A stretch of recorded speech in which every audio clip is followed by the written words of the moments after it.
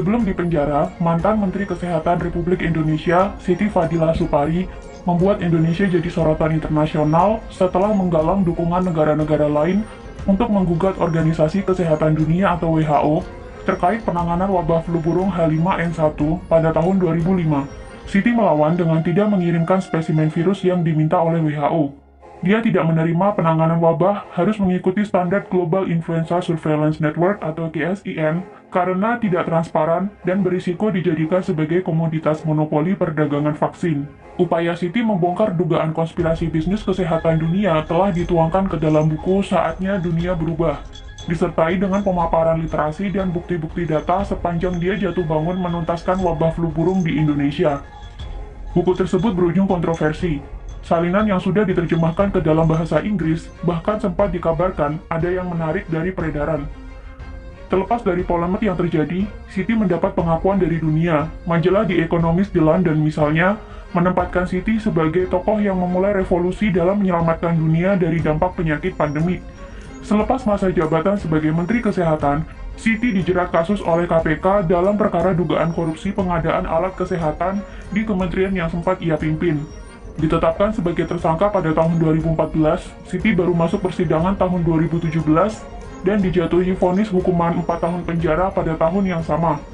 Belakangan, publik menggulirkan petisi agar Presiden Joko Widodo segera membebaskan Siti Fadila karena sosoknya dibutuhkan negara dalam menghadapi wabah virus corona atau COVID-19 yang telah melumpuhkan dunia.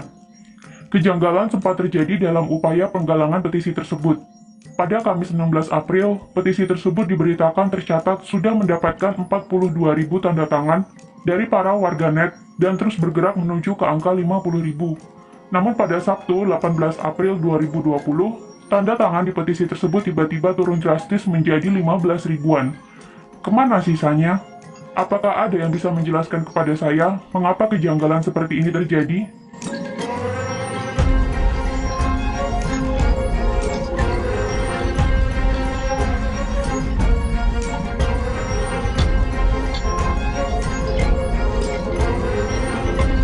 Siti, yang kini masih mendekam di rutan Pondok Bambu, mewanti-wanti pemerintah agar tidak terbelenggu dengan tekanan dunia dalam menghadapi pandemi COVID-19. Dia berharap pemerintah bisa lebih tangguh serta mandiri dalam menuntaskan wabah corona, dan dia pun yakin negara bisa menghadapinya. Berikut ini adalah petikan wawancara Siti Fadila Supari yang dilakukan melalui korespondensi wartawan dan Siti.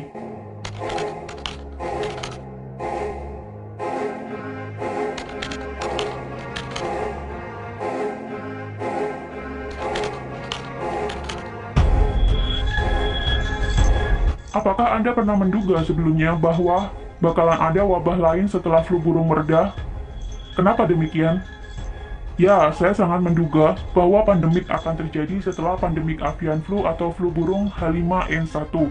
Karena dalam pandemik flu burung, saya berhasil menyimpulkan berdasarkan data-data yang valid bahwa ada konspirasi di balik pandemik flu burung yang saya tulis di buku SDB. Konspirasi utama yang harus ada adalah WHO, dan konspirator lain adalah pihak-pihak industri farmasi yang akan menanggung keuntungan besar dari terjadinya pandemik.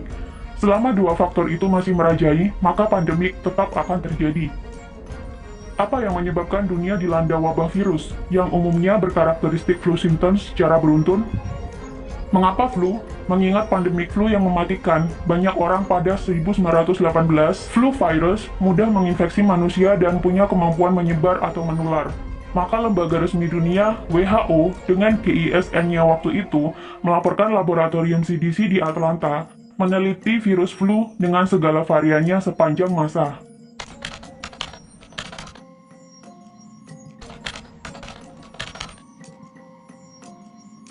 Mengapa pandemi saat ini tak terkendali dan berujung pada penyebaran masif hingga melumpuhkan dunia?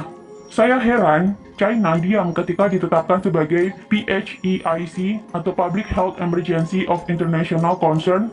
Apakah betul virus berasal dari kelelawar yang menular ke manusia dan kemudian menular dari manusia ke manusia? Baru sekarang dunia protes bahwa mereka dianggap tidak transparan. Kalau virus tidak segera ditransparansikan, maka bahayanya ya seperti sekarang, penularan jadi tidak bisa dideskripsikan dengan tepat, sehingga sangat menakutkan.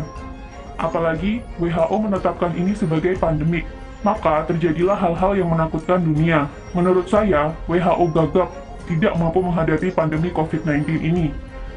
Bagaimana Anda melihat ilmuwan di penjuru dunia kini berlomba mencari vaksin COVID-19, termasuk di antaranya ada Bill Gates yang mengucurkan dana besar untuk memodali riset vaksin? Vaksin belum diperlukan pada fase ini. Fase sekarang, virusnya masih berubah-ubah, dan tidak akan bisa ditaklukkan dengan vaksin. Dunia tidak butuh vaksin saat ini, ya kecuali Bill Gates yang sangat concern terhadap vaksin. Bahkan sejak pertemuan di Davos tahun 2017, dia sudah menghimbau negara kaya untuk menyiapkan vaksin bila ada pandemik. Dan sekarang, Bill Gates diberitakan sudah mulai menguji coba ke beberapa orang di suatu negara tertentu. Bill Gates juga diberitakan mengatakan untuk membuat vaksin paling cepat adalah 18 bulan. Saya tidak mencurigai Bill Gates, tapi saya mempertanyakan Bill Gates pakai seed virus yang mana untuk membuat vaksin yang akan diuji coba itu. Padahal kata Bill Gates, membuat vaksin itu membutuhkan waktu setidaknya 18 bulan, tapi sudah diberitakan Bill Gates mulai uji coba vaksin ke beberapa orang. Kepada siapa Indonesia harus berpegang jika kelak dunia mengumumkan vaksin? Vaksin itu dibuat dari virus yang dilemahkan. Kalau virus yang dilemahkan itu berasal dari Cina misalnya, maka tidak akan cocok kalau dipakai di Indonesia. Karena vaksin akan memicu timbulnya antibodi yang sesuai dengan antigen dari virus yang dilemahkan. Jadi dalam kasus ini, kita akan kebal terhadap virus Cina. Nah, kalau yang menyerang adalah virus Indonesia, kita tetap tidak terlindung. Jadi, kita harus membuat sendiri vaksin dari virus strain kita sendiri. Apakah bisa? Pasti bisa, asal ada goodwill dari pemerintah. BPPT sudah mulai membuktikan bahwa kita bisa. Ya harus disupport penuh, tidak perlu vaksin dari luar, walaupun diberi gratis. Mengapa vaksinasi selalu diorientasikan sebagai ladang bisnis? Iya, kalau sudah pandemi, pasti WHO mengharuskan semua negara membeli vaksin dong. Barang yang harus dibeli dengan alasan keselamatan nyawa pasti akan menjadi komoditi dagang nomor satu. Vaksin bikinan sendiri dengan seed virus varian Indonesia jauh lebih tepat, apalagi bisa dibikin dengan cara halal.